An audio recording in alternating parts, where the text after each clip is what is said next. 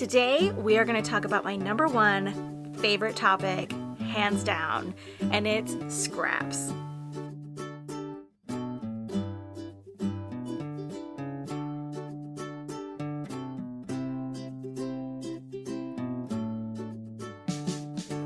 So if you've been on my channel for a while, you've probably noticed that I have a lot of scrap projects and I cut up a lot of fabric into scraps. I'm pretty brutal about scraps. If I use up any amount of a fat quarter, then it goes into the scrap bin to be cut up into usable pieces.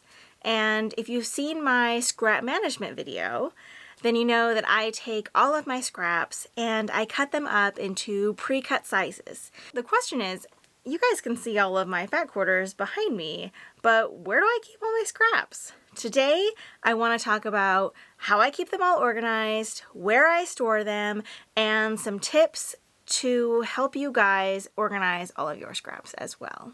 Now, I'm not going to lie. Saving your scraps and keeping them organized does take a little bit of time.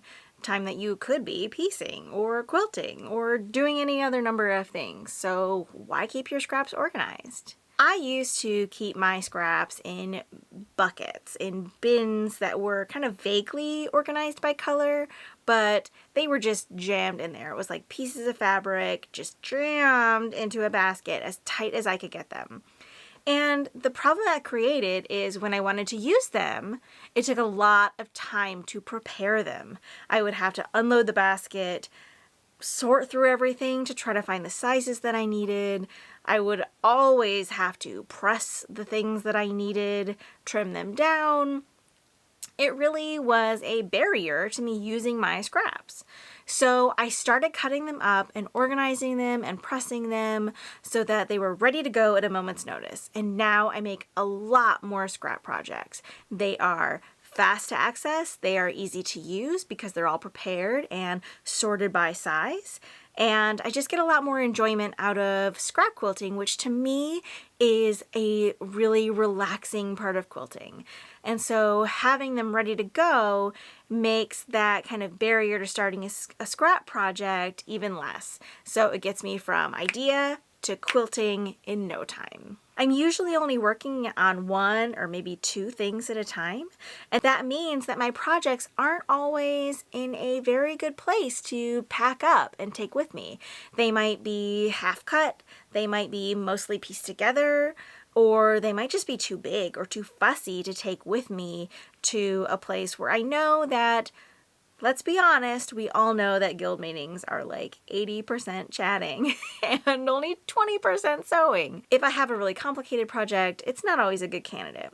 So I love having a bag of strings ready to grab to run out the door. And I know that I can always make something out of those. I can make a wonky log cabin block, or I can make one of my candy hex blocks, or I can piece it together into a slab to make another project out of.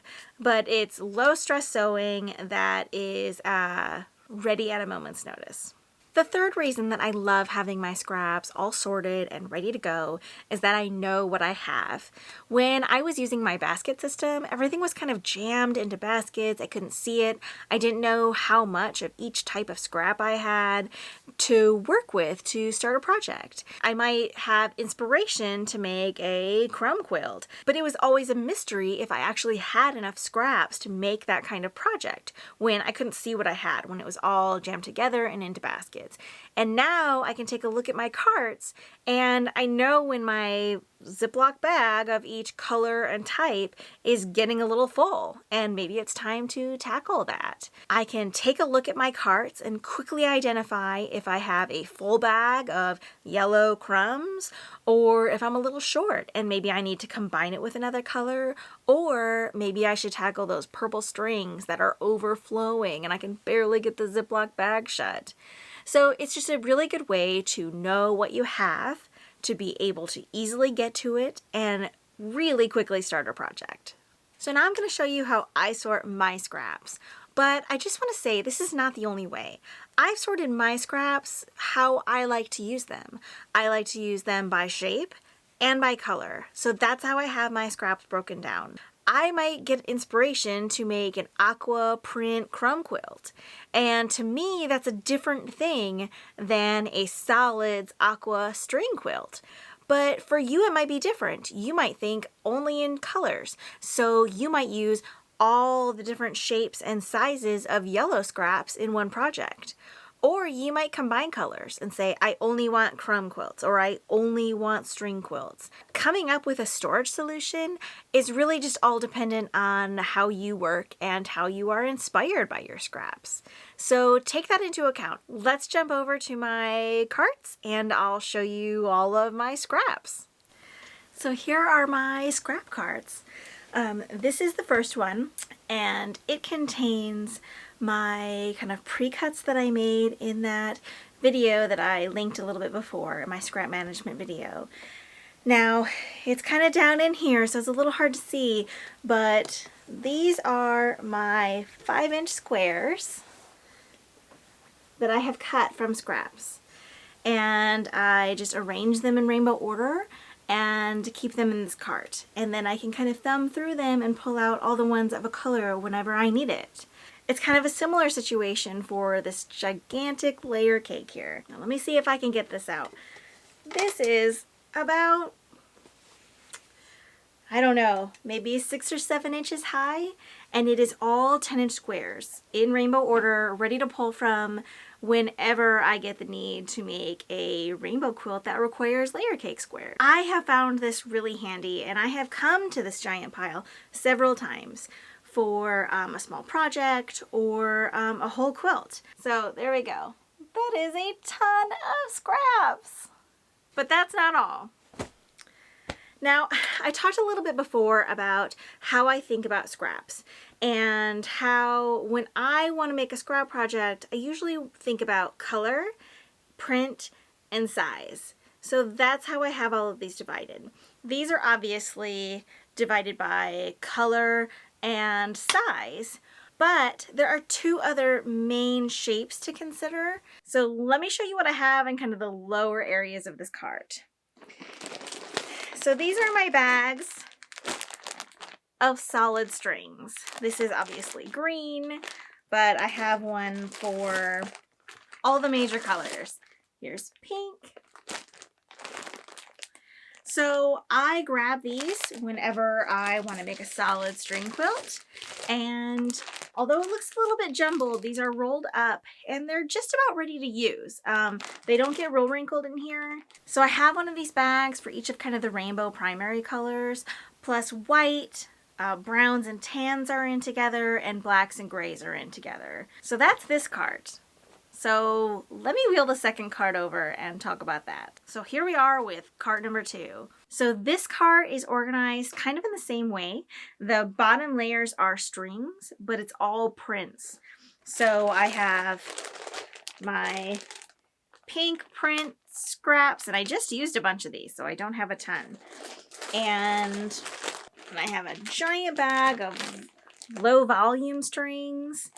Now, I got a question the other day about what is a string, and a string can be any kind of long, skinny, rectangular piece of fabric. Mine are often 2.5 inches wide, just because that's like a really common width of a strip of fabric.